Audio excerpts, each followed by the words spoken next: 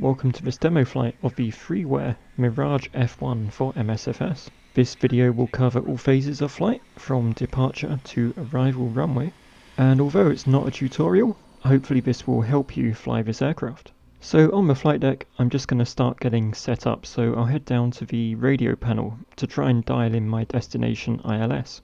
You can't manipulate these buttons directly, so I'm using the pop-up GTN 750, which is linked in the description, to set up my nav radio here. You can see once we've entered the values in the GTN 750, they appear on the panel. Pre-flight is as simple as that, so it's time to take off. Park and brake comes off, and throttle's fully forward. The afterburner's light, and we are on our way. So immediately after takeoff, I'm going to back off these throttles, raise the landing gear and raise the flaps. I'm also going to hit my autopilot nav follow hotkey, which is Control N, and also activate the autopilot. The autopilot switch is located to the top left of the glare shield, and I'm going to keep the nose pitched up slightly as the airplane starts to follow the flight I planned in the world map. I'm also going to enter altitude hold mode right here just to stabilize the aircraft, and you'll see why in just a minute. But don't worry, we are definitely flying high and supersonic today.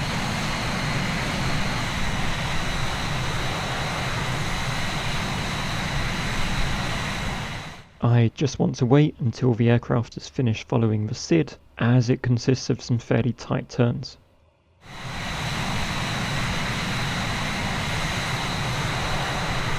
Before we begin our supersonic climb, I'm going to activate the pitot heat and the anti-ice. It's now time to disable altitude hold, move these throttles fully forward, and pitch the nose up. Our supersonic climb begins as the airplane continues to follow our plan.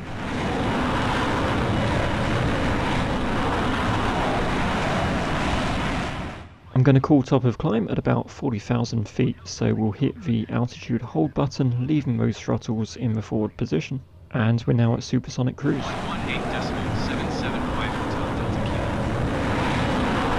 Let's check out some of the instruments in this cockpit. So we have a traditional heading indicator, which gives you the direction to your next waypoint, as well as a map. But I prefer to use the pop-up GTN 750 for situational awareness.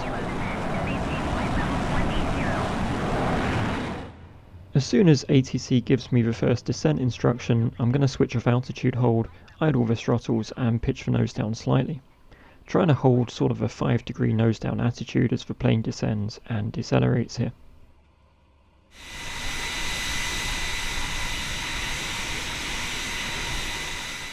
As we descend, I'm just going to take a moment to appreciate this custom gauge here. It's a perfect replica of a quartz clock.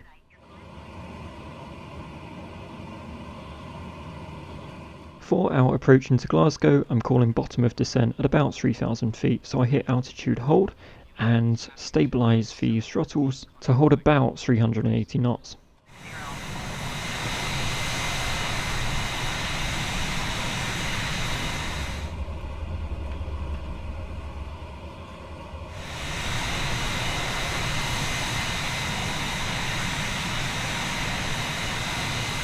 To begin vectoring for our approach, I'll hit heading hold mode and then we'll set our desired heading on the HSI. We kind of want to follow a heading that puts us on an intercept path for the localizer, so this plane doesn't automatically follow approaches. At this point I'm also going to decelerate and drop the gear and the flaps for approach. Final approach speed will sit at around 180 knots, so I'm keeping the aircraft stable around this speed. Now I'm lined up to intercept the localizer, I'm going to set the nav source over to our nav radio, and I'll once again hit Control N, which is our nav follow hotkey. The airplane will now intercept and begin to follow the localizer. Because this is a freeware plane, the localizer following is not fantastic, and it doesn't follow a glide slope, so for final approach, I switch the autopilot off and start the approach manually.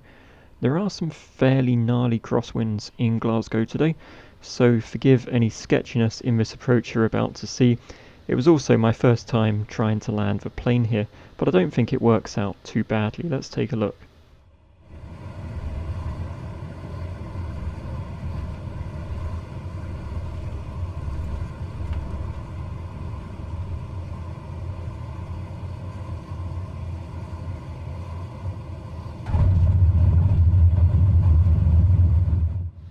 So there we go, that concludes our flight in the Mirage F1.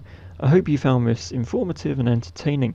If you did, please drop a like and feel free to subscribe. Once again, a download link for this aircraft can be found in the video description. Take care, and I'll see you next time.